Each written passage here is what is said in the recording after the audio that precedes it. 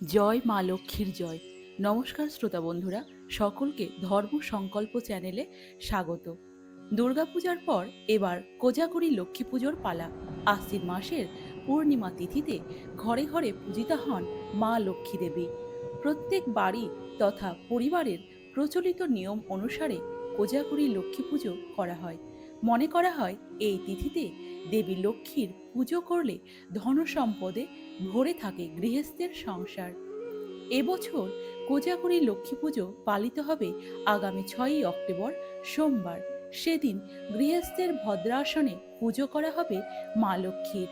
5ই October রবিবার রাতে শুরু হচ্ছে পূর্ণিমা। রবি এবং সোমের সন্ধিক্ষণে রাত 12টা 23 মিনিটে শুরু হবে কোজাগরী পূর্ণিমা তিথি। এই পুণ্যতিথি থাকবে মঙ্গলবার 7ই অক্টোবর সকাল 9টা 16 পর্যন্ত, অর্থাৎ 6ই অক্টোবর সোমবার সূর্যোদয় থেকে শুরু করে অহোরাত্র কোজাগরী পূর্ণিমা তিথি থাকবে। প্রত্যেক বাড়ি তথা পরিবারের প্রচলিত নিয়ম অনুসারে কোজাগরী লক্ষ্মী পুজো করা হয়। মনে করা হয় এই তিথিতে দেবী লক্ষ্মীর পুজো করলে ধন সম্পদে পরিপূর্ণ থাকে সংসার।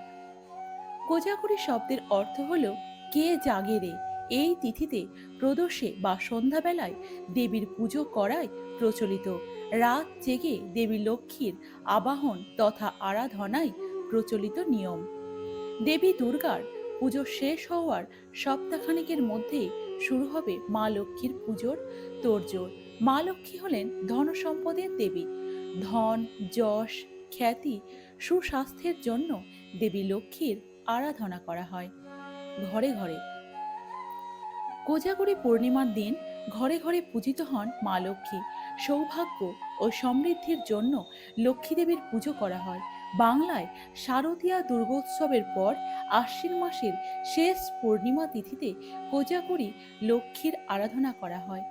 বাঙালি হিন্দু ঘরে ঘরে পুজো এক চিরন্তন উৎসব। অনেকেই সারা বছর প্রতি সপ্তাহের বৃহস্পতিবারও লক্ষ্মী দেবীর আরাধনা করে থাকেন।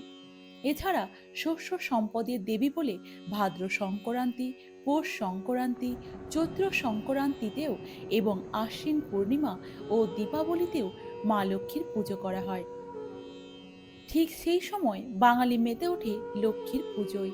তবে পুজোর উপাচার পরিবর্তন হয় মাস ভেদে। কোজাগরী লক্ষ্মী পুজো, কোজাগরী শব্দটির অর্থ হচ্ছে কে জেগে আছে। হিন্দু পুরাণের মতে আশ্বিনের এই পূর্ণিমার রাতে দেবী লক্ষ্মী এসে ঘরে ঘরে খোঁজ নিয়ে যান কে রাত্রে জেগে আছে। এই রাতে যে ব্যক্তি জেগে দেবীর আরাধনা করেন তার ঘরেই প্রবেশ করেন মা লক্ষ্মী দেবী।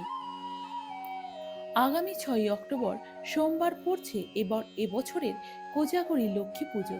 কোজাগরী লক্ষ্মী পুজোর পূর্ণিমা তিথি 6ই অক্টোবর বেলা 11টা 22 মিনিট 42 সেকেন্ড থেকে 7ই অক্টোবর সকাল 9টা 31 মিনিট 27 সেকেন্ড পর্যন্ত থাকবে পূর্ণিমা তিথি।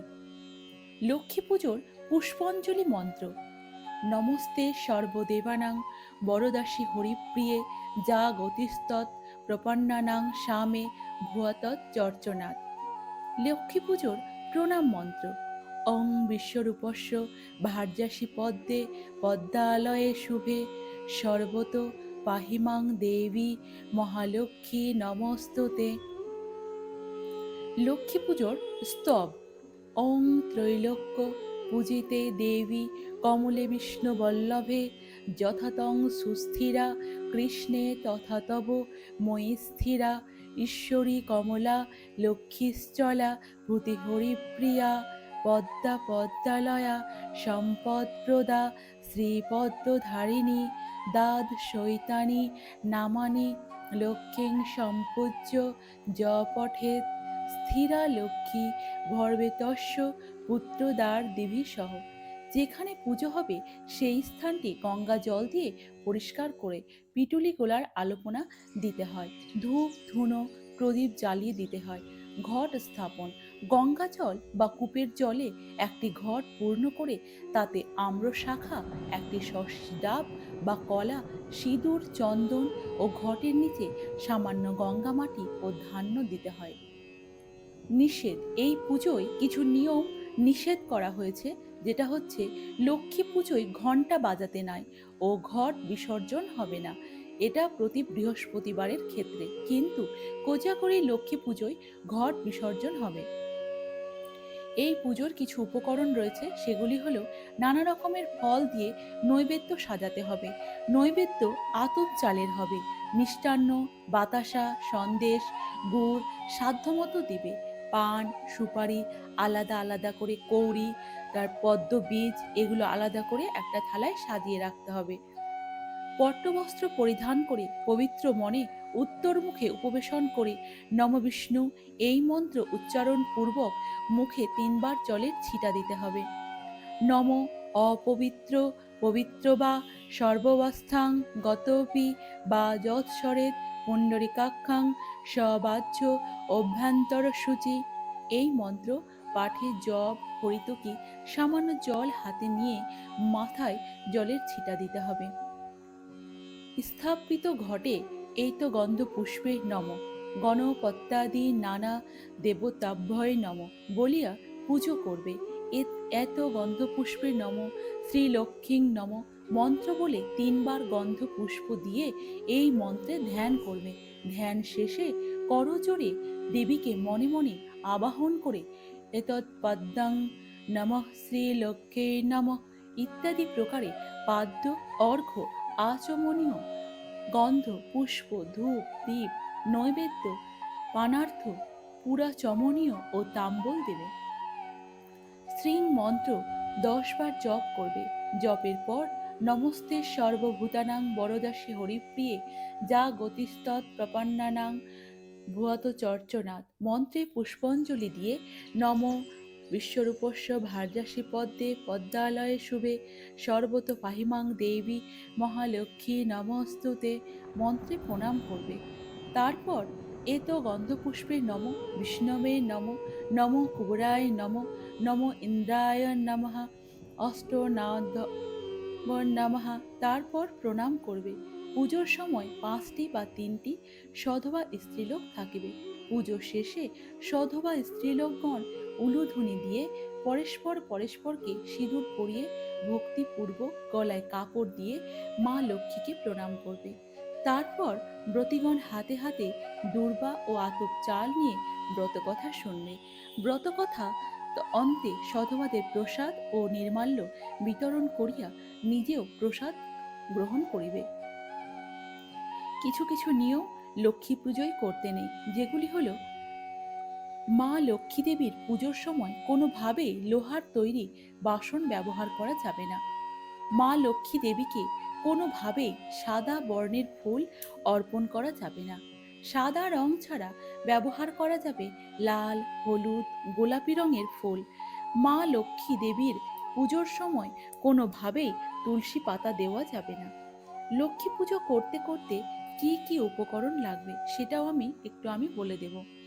ঘট স্থাপন করলে তার সঙ্গে অল্প পরিমাণে মাটি, সিঁদুর, আম পাতা, ধান, দূর্বা, আতপ চাল এবং জল প্রয়োজন।